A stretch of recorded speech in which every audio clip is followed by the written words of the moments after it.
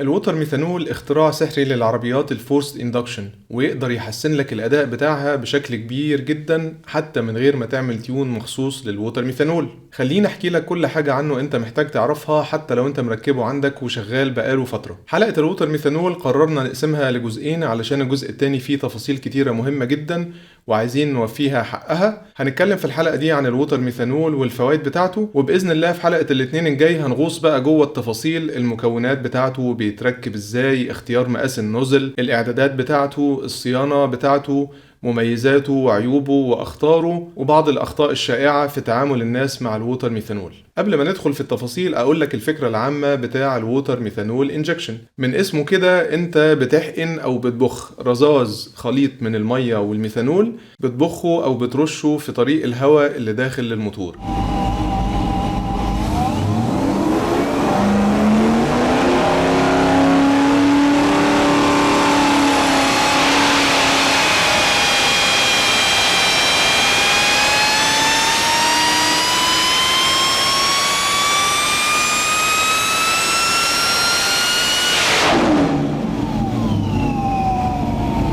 علشان واحد بتبرده فبالتالي تاخد باور زيادة وتقلل النوك.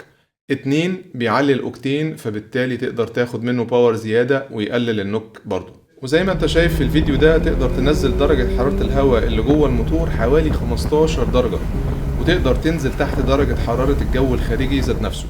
ده كده مفهوم الووتر ميثانول باختصار. تعالوا بقى ندخل في شوية تفاصيل. أول حاجة إيه هو الميثانول؟ الميثانول عبارة عن كحول بيسموه كحول ميثيلي، لونه شفاف، الحريق بتاعه بيبقى شفاف بالنهار وملوش دخنة، ريحته قريبة من ريحة الإيثانول لكن يفرق عنه في إن هو شديد السمية. معلقتين شاي منه ممكن يتسببوا في عمى كامل، ومعلقتين كبار ممكن يتسببوا في وفاة لا قدر الله. علشان كده التعامل معاه لازم يكون بحرص شديد. ما ينفعش الواحد يسيب إزازة فيها سائل شفاف طفل يشربها ولا حاجة وهي فيها ميثانول. وفي نفس الوقت وانت بتتعامل معاه لو جه على ايدك محتاج تغسل ايدك على طول، لان هو برضو ممكن يتنقل عن طريق الجلد. الجزء اللي يهمنا فيه هو استعماله كوقود. الاوكتين بتاع الميثانول 114، فبالتالي مقاومته للنوك عالية جدا بالمقارنة بالبنزين، ولكن الطاقة بتاعته نص طاقة البنزين. ونسبة الحرق المثالية بتاعته الستويكيومتريك ريشيو 6.4 لواحد بالمقارنة بال14.7 لواحد في البنزين. علشان كده استعمال الميثانول كوقود محتاج ان انت تحط من 2 ل3 مرات ضعف كمية البنزين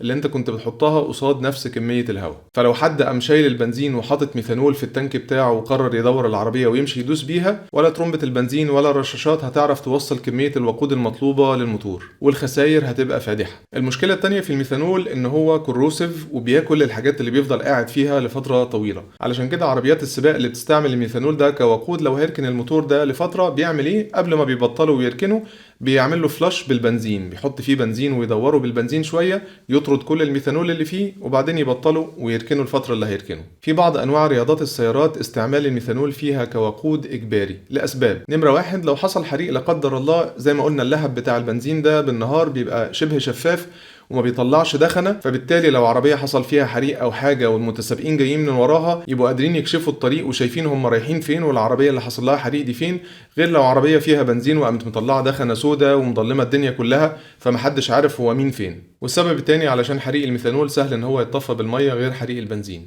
يبقى كملخص كده، نمره واحد، الميثانول هايل جدا في استعماله كوقود علشان الاوكتين العالي بتاعه ومقاومته للنوك. علشان كده العربيات اللي هي بألوفات الأحصنة عادة بتستعمل الميثانول كوقود. تاني حاجة تهمنا إن الميثانول ده لما بيختلط بالهواء في عملية كيميائية بتحصل وبيبرد الهواء اللي هو اختلط بيه بشكل جامد جدا، فبالتالي المواتير اللي فيها وقود ميثانول غرف الحريق فيها بتبقى أبرد من العادي. أبرد من العادي يعني مقاومة للنوك عالية، يعني أقدر أحط تايمينج أكتر، يعني أعرف أطلع باور أكتر من نفس الموتور ده بالمقارنة بالبنزين.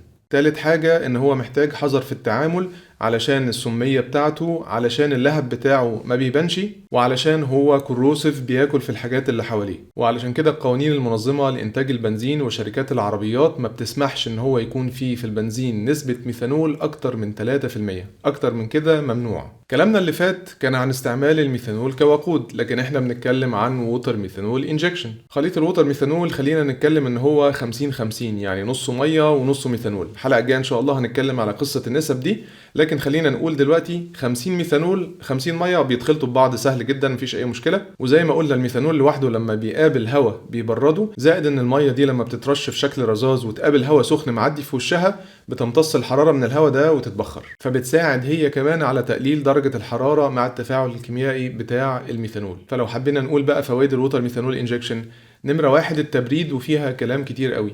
فاكر في حلقة رقم 6 حلقة التربو ومسار الهواء كنا بنتكلم ان التربو في الفول بوست بتاعنا مطلع هواء درجة حرارته 100 درجة مئوية ان ما كانش اكتر، خلينا نقول 100 علشان رقم سهل نكمل بيه بقية الحلقة. وعلشان كده في العربيات التربو بنركب انتركولر بعد التربو على طول علشان ياخد الهواء اللي درجة حرارته 100 ده يبردهولي. ليه بنعمل كده؟ علشان كل ما الهواء يسخن كل ما كثافة الأكسجين اللي فيه تقل، كل لما أحرقه يطلع لي طاقة أقل، فبالتالي باور أقل من الموتور بتاعي. دي حاجة ملهاش دعوة ولا بالنوك ولا بالتايمنج خالص، احنا بنتكلم بس مجرد درجة حرارة هواء أقل هتطلع لك باور أعلى مع تثبيت جميع ظروف التشغيل الأخرى. وعلشان كده حضرتك هتلاقي نفسك حاسس إن عربيتك فائت وبقت مصحصحة مع دخلة الهواء البارد. انت ولا غيرت البنزين ولا عليت الأوكتين ولا زودت تايمنج ولا عملت أي حاجة، كل اللي حصل إن الجو بقى أبرد، فيه أكسجين أكتر، فلما تحرقه يطلع لك طاقة أكتر، باور زيادة. وكقاعدة عامة بيقولوا إن كل 10 درجات زيادة في درجة حرارة الهواء اللي داخل الموتور بتقلل الباور بتاع الموتور ده حوالي 3.5%. يعني لو درجة حرارة الهواء اللي داخل الموتور ده 20 رفعت ل 40 نزل 7% من طاقة الموتور ده رايحة ليه؟ علشان الهواء اللي داخله أسخن. خليط المية والميثانول ده لما بيترش على شكل رذاذ في وش الهواء قبل ما يخش على طول جوه الموتور بيبرده بشكل مذهل زي ما هوريك في الأمثلة الآتية. الرسمة اللي حضرتك شايفها دي العربية كي او 4. لو ما تعرفش ايه الكي او 4 ده، العربيات الجولف 6 وال5 اللي حضرتك بتشوفها ال2000 التربو العادية كلها بتنزل بتربو اسمه كي او 3. الكي او 4 ده مجرد نسخة أكبر منه شوية تقدر تطلع شوية بوست زيادة. لكن العربية اللي أنا اخترتها لك دي مع إنها كي او 4 إلا إنها فيها لسه الستوك انتركولر من أيام ما كانت كي او 3، وأنا مختارها علشان كده. طيب التجربة اللي حضرتك شايفها قدامك دي كانت بالليل، درجة حرارة الجو كانت حوالي 19 درجة، ودرجة حرارة الانتيك أو الهواء اللي داخل للموتور كانت 27 درجة، أعلى من درجة حرارة الجو بحوالي 8 درجات، وده رقم ممتاز جدا على أساس إن التربو مطلع هواء سخن والانتركولر بيبرده، ف8 درجات فوق حرارة الجو ده معقول جدا. هنيجي في العربية دي وندوس بنزين للآخر علشان نطلع بوست كتير درجة حرارته عالية. هندوس من على التالت تقريبا من حوالي 4200 لفة،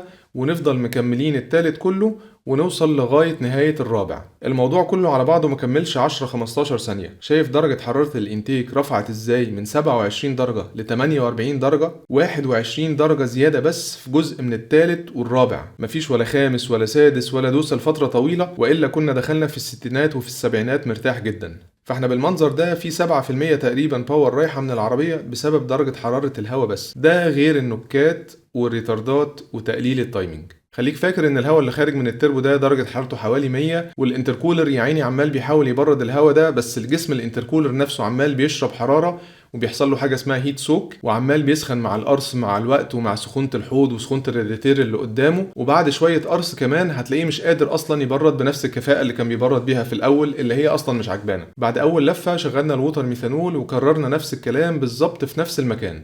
شايف الفرق؟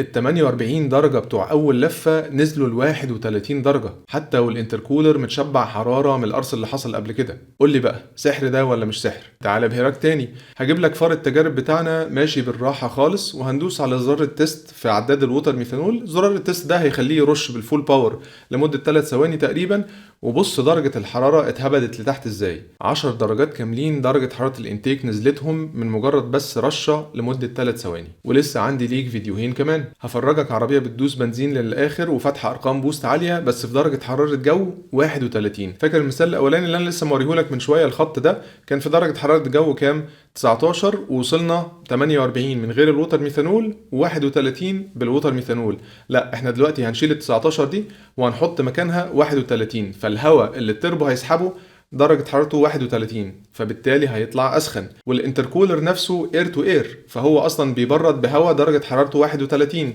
وجواه هواء أسخن، فبالتالي هنطلع نتيجة أسخن من قبل كده. فتعالى بقى نتفرج على الفيديو ده ونشوف الووتر ميثانول هيعمل ايه مع الكلام ده كله. هتلاقيه نزل لك درجة حرارة الانتيك تحت درجة حرارة الجو الخارجي كمان. في الصيف لو درجة الحرارة 30 40 ودايس، ممكن بالووتر ميثانول انزل تحت درجة الحرارة دي.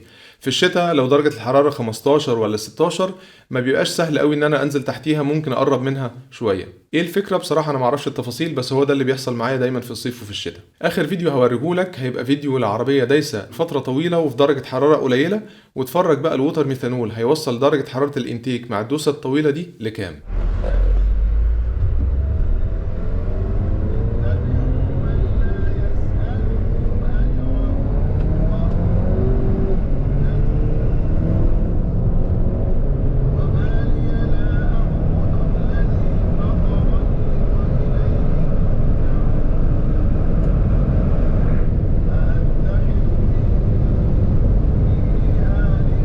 كأنها عربية ايه بالظبط. اصدقائنا طبعا بتوع المواتير التنفس الطبيعي زمانهم قاعدين وبيضحكوا علينا، لان هم ما عندهمش مشاكل درجات حرارة الهواء العالية زينا. الموتور التنفس الطبيعي جاي له هواء من بره بيخش على الفلتر على طول على الموتور، مفيش بقى ولا لف ولا دوران ولا تربو ولا انتركولر ولا سخونة ولا اي حاجة من الحاجات دي خالص. كل الامثله اللي انا وريتها لك دي بتوري لك قد ايه الووتر ميثانول بينزل درجه الحراره بتاع الانتيك، فانت بالتالي بتاخد باور زياده من مجرد بس فرق درجه الحراره السخن مقابل الساقع. في جزء تاني ممكن يبقى فايتك وما انتش واخد بالك منه، وهو ان كنترول الموتور لما بيلاقي درجه حراره الهواء الانتيك اللي داخل بتعلى لوحده بيقلل تايمنج. حضرتك ما بتشوفش التايمنج ده وهو بيقل، وما بتعرفش ان هو قل، ولا بيظهر لك على شكل الريتاردات ولا اي حاجه. الكلام ده كله بيحصل في كنترول الموتور في الخلفيه. وبما انك بتتفرج على الحلقه دي، انت اكيد شفت حلقه الكهرباء وشفت التايمنج ازاي ان انا لما بسحب تايمنج او بقلل تايمنج بقلل قصاده باور. بص كده على الجدول ده. الجدول ده متاخد من كنترول الموتور ال 2000 ال تي اف اس اي الستوك. هتلاقي الاكس اللي على الشمال ده فيه الار بي ام،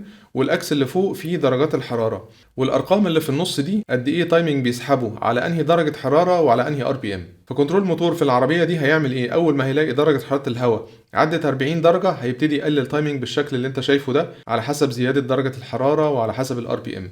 طب هو بيعمل كده ليه؟ بيعمل كده علشان يحمي الموتور، لان كل ما درجه حراره الهواء بتزيد غرف الحريق درجة حرارها بتزيد، واحتمالية النوك فيها بتزيد. فدي فايدة تانية مش مباشرة لتقليل درجة الحرارة، انت ممكن ما تبقاش واخد بالك منها ولا بتشوفها ولا ليها اثر خارجي، لكن هتحسها في الاداء. يبقى اول فايدة للووتر ميثانول اتكلمنا عليها هي التبريد. تاني فايدة هي الاوكتين. انت بترش ميثانول مع المية. الميثانول ده زي ما قلنا الاوكتين بتاعه 114، فزي ما كنا بنحط ايثانول في التانك مع البنزين علشان نرفع الاوكتين، نفس الكلام بالظبط هنا، بس احنا بنرش الاوكتين ده في الوش على طول في الهواء قبل ما يخش الموتور. طيب يعني ينفع استعمل الووتر ميثانول كاوكتين بدل الايثانول؟ ينفع طبعا، بس زي ما هنشوف في عيوب الووتر ميثانول ان هو هيخلص منك، وبعدين هتعمل ايه؟ وعلشان كده انا برضو ضد الميزة التانية بتاع فايدة الاوكتين، وهي ان انت تتون الموتور على الاوكتين الزيادة ده. فانت ممكن تستفيد من الاوكتين الزيادة بتاع الووتر ميثانول سواء لوحده او معاه ايثانول كمان، وتطلع منه نسبة باور زيادة ومحترمة جدا. اللي انت شايفه قدامك ده داينو تشارت لعربية احد الاصدقاء من غير ووتر ميثانول. الكلام ده كان في اول شهر 11 سنة 22، نفس الشهر اللي الحلقة دي متذاعة فيه. زي ما انت شايف الرقم محترم جدا لموتور تي اف اس اي 244 ويل هورس باور. صديقنا ده راح ركب ووتر ميثانول ورجع لنفس التيونر بعدها ب3 اسابيع لنفس الداينو في نفس درجة الحرارة تقريبا،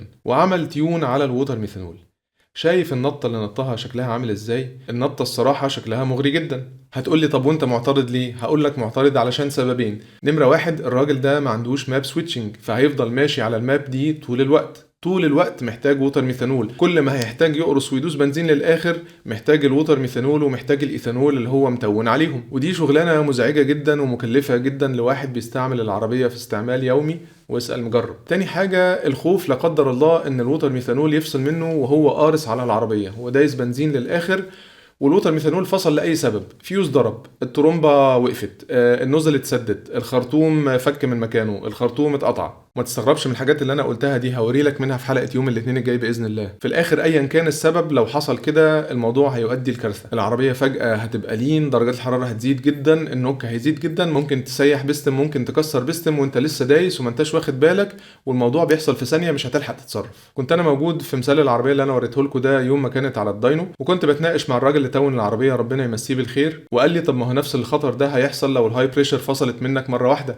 فجأة مش هيبقى فيه بنزين وفيه هواء، العربية هتبقى لين، ممكن تسيح بستم. لكن بعد شوية تفكير كده، ما هو كنترول الموتور حاسس بالهاي بريشر وعارف انها هتفصل، فلو فصلت هيدخلك سيف مود على طول. لكن الووتر ميثانول ده نظام خارجي تماما، لا كنترول الموتور يعرف عنه اي حاجة ولا يعرف يتحكم فيه، فبالتالي مش هيبقى فيه نفس معامل الامان. في فايدة تالتة للووتر ميثانول بس استعمالها قليل جدا وانا ما بحبهاش بالظبط زي اللي فاتت، وهي ان في ناس بتستعمله كوقود. الرشاشات جابت اخرها وهو عايز يحط اوكتين زيادة جوه الموتور من غير ما يغير الرشاشات، فبيستعمل نظام الووتر ميثانول ده ان هو رشاش زيادة بيرشله وقود، بيرشله فيولينج، وده المانيوالز بتحذر ضده جامد جدا. وده خطورته زيها زي اللي فات بالظبط، كنترول الموتور ملوش تحكم فيه، ما يعرفش عنه اي حاجة. لو فجأة الوقود ده قل، الحريق ده هيبقى لين جدا، درجات الحرارة هتعلى وهتسيح البساتم على طول كده اهو. فالفايدة التالتة دي ما تخصناش خالص، لكن ايه، من باب الشيء بالشيء يذكر. هنوقف هنا ونكمل في الحلقة الجاية بإذن الله. قبل ما تتحمس للووتر ميثانول، استنى اتفرج على حلقة يوم الاثنين الجاي، فيها تفاصيل زيادة، حلقة دسمة جدا، فيها مميزات الووتر ميثانول، فيها عيوبه، فيها مخاطره، فيها وجع الدماغ، الصيانات اللي بيتطلبها. اصبر ما تستعجلش، اشوفك يوم الاثنين الجاي.